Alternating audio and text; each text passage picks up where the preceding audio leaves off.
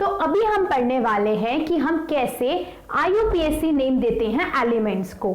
IUPAC name मतलब कि आपके पास में international union for pure and applied chemistry, international union for pure and applied chemistry, जितने भी हमारे केमिस्ट्री के अंदर एलिमेंट्स होते हैं, कंपाउंड्स होते हैं, उन सब का नेम कौन देती है?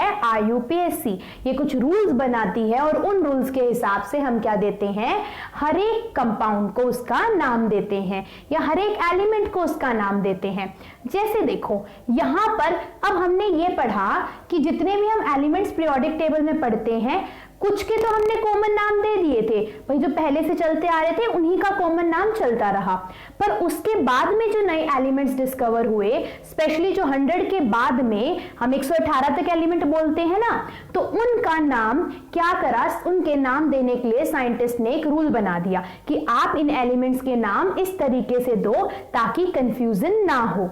वो रूल क्या था? वो रूल ये था, उन्होंने कहा देखो मैंने 0 से लेकर 9 तक आपकी डिजिट्स लिखी हुई है, डिजिट लिखी मैंने, हर एक डिजिट को एक आपको वर्ड दे दिया गया कि अगर मान लिया किसी का एटॉमिक नंबर 101 है तो उसमें 1 के लिए एक वर्ड रूट होगा, 0 के लिए एक होगा, 1 के लिए एक होगा। जैसे यहां पर 0 को हम IUPAC नेम के अंदर निल से लिखते हैं, 1 को हम अन से लिखते हैं UN, 2 को हम बाई से लिखते हैं, 3 को हम ट्राई से लिखते हैं, 4 को हम क्वाड से लिखते हैं, 5 को हम पेंट से लिखते हैं, 6 को हेक्स वर्ड रूट से यूज करते हैं, 7 के लिए हम सेप्ट वर्ड को यूज करते हैं, 8 के लिए ऑक्ट और 9 के लिए इनन, ENN।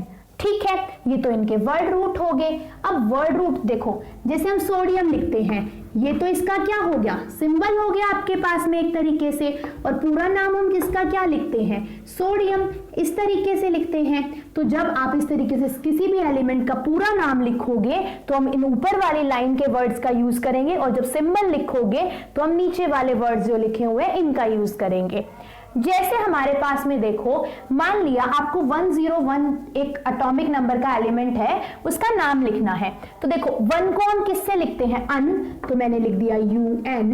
ठीक है, उसके बाद में आप देखो गैप नहीं देना हमें। 0 को हम लिखते हैं निल, तो इसी के साथ में लिख दो निल। फिर 1 को हम क्या बोलते हैं? अन, मैंने लिख दिया 101, सबको लिख दिया। अब जब भी आप नाम लिखोगे तो इसके पीछे आपको एक सफिक्स ऐड करना पड़ता है, और वो सफिक्स क्या होता है? IUM, यानी कि EM वर्ड को हम यूज करते हैं, तो इसके पीछे हम क्या लगा देंगे? IUM। ठीक है, जैसे अल्कोहल के पीछे ऑल लगता है, ठीक ऐसे ही। ठीक है, हमारे पास में अब इसका सिंबल चाहिए, ये तो मुझे पूरा का पूरा नाम हो गया। तो देखो UN के लिए हम U सिंबल को यूज करेंगे, निल के लिए हम N सिंबल को यूज करेंगे, फिर आपके पास में फिर से 1 था, इसके लिए हम फिर से वर्ड यूज करते हैं। तो 101 एलिमेंट का सिंबल क्या आ जाएगा आपके पास में? UNU। ठीक है, जैसे 104 नाम का कोई एलिमेंट है आपके पास में जिसका एटॉमिक नंबर 104 है, तो हम कैसे लिखेंगे?